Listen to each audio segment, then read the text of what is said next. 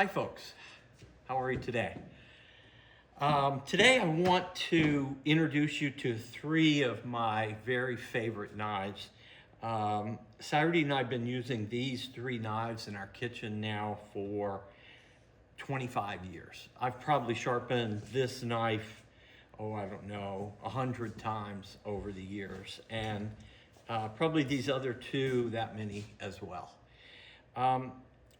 What makes these my favorite knives, two of them are Japanese blue steel, Hitachi blue steel, that are clad in a stainless steel cladding.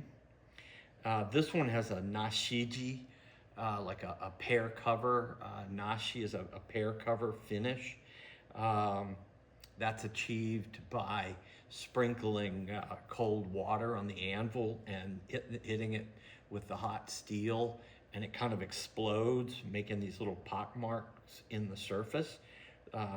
Most of it has ground away over the years as I've sharpened this knife. This one does not have the nashiji finish, but they're actually the same. This is a stainless steel clad with a Hitachi blue steel core. And this one, this is just a traditional Santoku Gata Nakiri. And it's stained because it's mild steel on the outside. And so this one will rust. It's not clad in stainless like the other two, but the core again is Hitachi blue steel. So these are great everyday all-purpose knives, and you can see they've held up just incredibly well in our kitchen. And 4 kids, we beat these knives up tremendously over the years.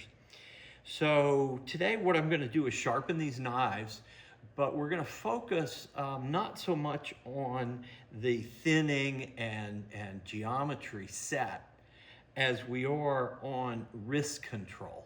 And that's really going to be the focus and the title of this video, is wrist control.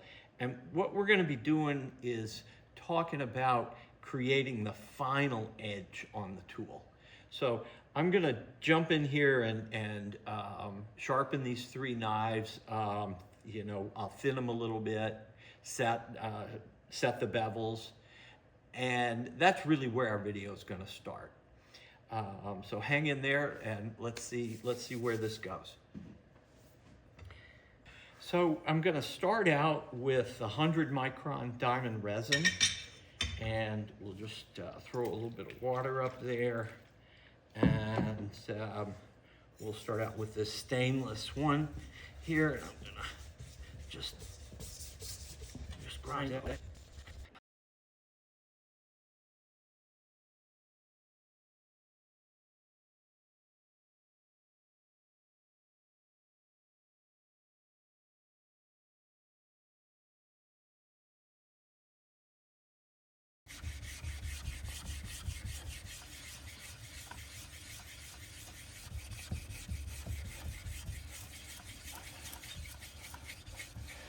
All right, so now I've got that finished stone pretty good. Because I can feel some little tiny ticks and nicks along there. So I'm going to put it on my 10K ceramic and let's just try that one stroke there and see how it goes. There's still a little nick down there. All right, so I'm gonna just kind of kill the edge a little bit more. Now I can feel them starting to come in. So that's good. So I'm gonna keep going here until I get all of them out. There's a tiny one right there.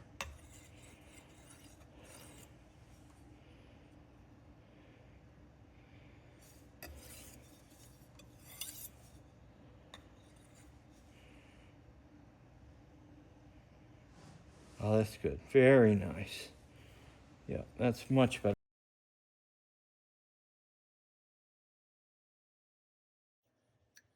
Just thin it down with the 100 micron. And you can see here in the inset photograph that my jointing has created a flat on the edge. You can see that here in the inset picture. And that flat needs to be feathered in to a working edge. And so that's the meat and potatoes of our video today. Wrist control. So in earlier videos, if you've taken my classes, you will have seen me stand out here and point right down the knife and rotate my arm this way and switch hands and do the same here and rotate my arm right here at the wrist. Okay, now I have created new bevels on all three of these knives. This one in particular, I had to do a fair amount of grinding in the, or jointing actually, vertical grinding. And you'll see I still have a tiny flat in the edge. And that's because there was a great big honking nick right in the middle of the blade. So I ground that out, I reset everything. There's still a little bit of pitting here from the, right between the clad and the hard steel, but we're not going to worry about that too much right now. The meat and potatoes of this video is wrist control. And I want to talk about how you can roll your wrist to put a little micro cheek into the edge, right up near the edge. Not quite a micro bevel, that would be a real square bevel, but really more of a cheek, like a super miniature Japanese sword, where the face of the edge just kind of blends in to the edge. And I want to teach you how to do that blending. So if you've ever taken my classes, you will remember that I teach everybody to sight right down the knife. Put your finger out here and then rotate right here at the wrist. And we're going to want to do the same thing in both hands. You want to rotate right here at the wrist. And you don't want to be moving all around, just the wrist. That's all you're trying to move. So then when you come into a sharpening position, you make a triangle. You form a triangle with your shoulders, your arms, and your hands. And you can see that all you're doing is rolling this wrist. This wrist stays nice and straight in this axis, but it's rolling right here. And that's where you put the cheek in, right here. It's going to roll right here this way, but you're going to keep this axis nice and straight. Just like that, you're going to keep it nice and straight and just roll it. So we'll approach the face of the stone here. You can put your hand up this way too. See what you like better. You can put that index finger out on the face of the blade. Bring this hand in. Depends on the shape of the blade. Some are bigger and smaller. But you can see how I'm picking up. Watch the water squish out. See the water squish right here? Mm-hmm. Right? So I'm going to just squish it out and lift up just a little bit. In Japanese, we would say kimochi. Just the feeling of lifting. You don't really, pick it up a lot. You just lean into it, right? With that wrist motion. You just lean into it with that wrist motion. So that's what we're going to do here. I'm going to lean into this edge. And you can see I'm trying to exaggerate it just a little bit here. But you can see I'm leaning with that hand. See that? And I'm just rolling right into the edge. And that's gonna take that flat out of there from the gross jointing that I did. All right, so you can do it this way too. This is very flexible knife. I don't want to bend it, so I have to be very light up here at the tip, right? But I'm just leaning into that edge with the softest feel.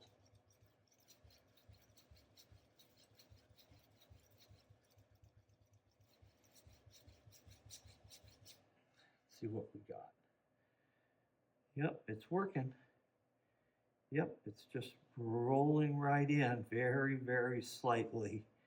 And we'll flip over to this side, and I'm just going to roll the wrist in here this way.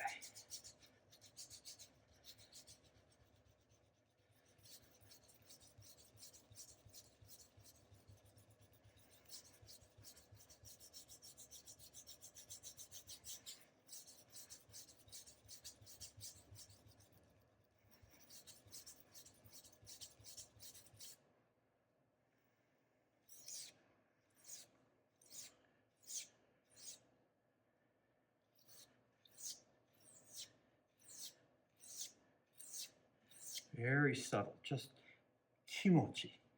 And I can feel that flat has gone away. I'm getting a rough edge from the 100 micron diamond here. You can even see metal falling away on the surface of the stone. I'll take my little groomer here and just clean the metal out of the stone a little bit.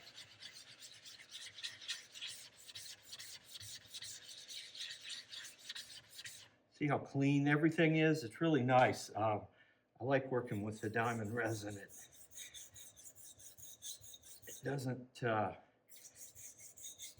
get all over the place so much as the ceramics.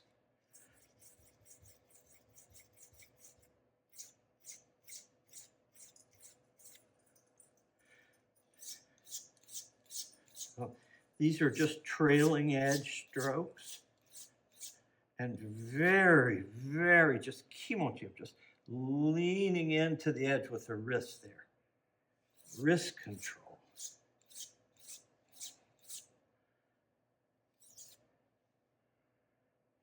Yeah, that's good. Now we're starting to get a nice edge across there.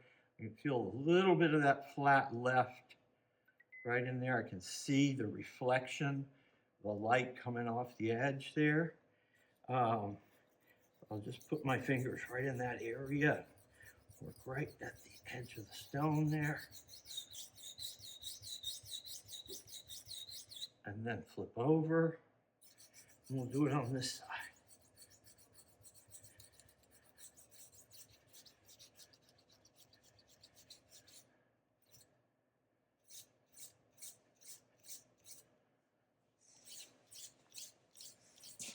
Okay. Good. Now we've got, it feels rough all the way along. I've got sort of a burr, you know, it's hairy.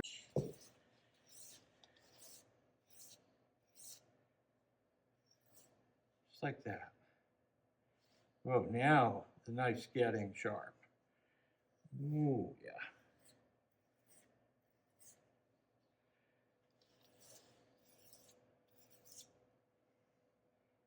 Feel that little roughness. There's a little bit of burr. Today about wrist control and creating a cheek in a knife.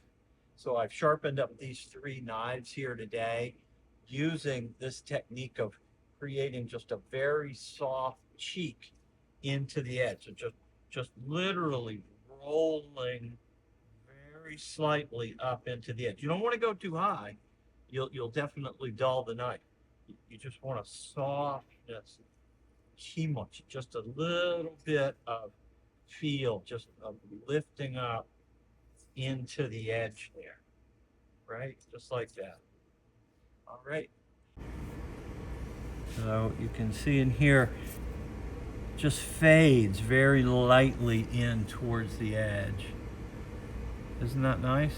Mm-hmm. You can just see a softness, tiny little cheek going into the edge. All right. So you can see in here, just fades very lightly in towards the edge. Isn't that nice? Mhm. You just see a softness, tiny little cheek going into the edge. All right.